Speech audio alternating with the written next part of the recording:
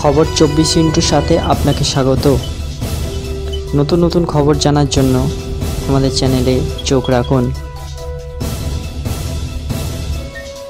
নমস্কার দর্শক বন্ধুরা, স্বাগত আমাদের এই চ্যানেলে। ভোটের ফল প্রকাশের পর প্রথমবার প্রকাশ্য মন্তব্য আরএসএস প্রধান মোহন ভাগবতের ধর্ম সমাজ লোকতন্ত্র নিয়ে ভাগবতের একাধিক তাৎপর্যপূর্ণ মন্তব্য উঠে এলো সোমবার নাগপুরের এক সভা থেকে। মণিপুরকে শান্ত করানোর দাবি থেকে বিরোধীদের গুরুত্ব দেওয়া, তাদের প্রতিপক্ষ ভাবার মতো বার্তাও দিলেন সরসঙ্ঘ চালক মোহন ভাগবত।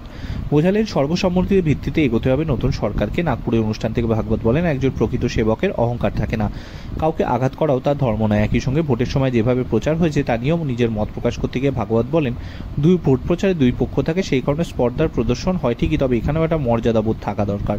সোমবার নরেন্দ্র মোদীর নতুন মন্ত্রিসভার প্রথম বৈঠক ছিল, সেই মঞ্চ বন্টন হয়। আর এই দিনই নাগপুরে আরএসএস কার্যকর্তা বিকাশবর্গ প্রশিক্ষণ অনুষ্ঠান দিয়ে সেখানে ভাগবত বলেন, মণিপুরের সমস্যাকে প্রাধান্য দিয়ে দেখা দরকার, সমস্যা একেবারে গোড়া থেকে দেখতে হবে। ভাগবত বলেন, একজন প্রকৃত সেবক মর্যাদার সঙ্গে চলেন, তিনি কাজ করেন, তার কোনো অহংকার থাকে না, তিনি সেবক বলে নিজেকে দাবি করেন অধিকারী। একই সঙ্গে প্রযুক্তি ব্যবহারের সঙ্গে অসত্য তুলে ধরা চায় কিনা ভাগবত প্রশ্ন, জ্ঞানের কি এমন ব্যবহার করা উচিত? এভাবে দেশ কিভাবে চলবে? বিরোধী প্রসঙ্গে বলতে গিয়ে সারসঙ্গ চালক বলেন, আমি বিরোধী পক্ষ বলি না, আমি বলি প্রতিপক্ষ। প্রতিপক্ষ বিরোধী নয়, তাদের বিরোধী মনে করাও উচিত নয়।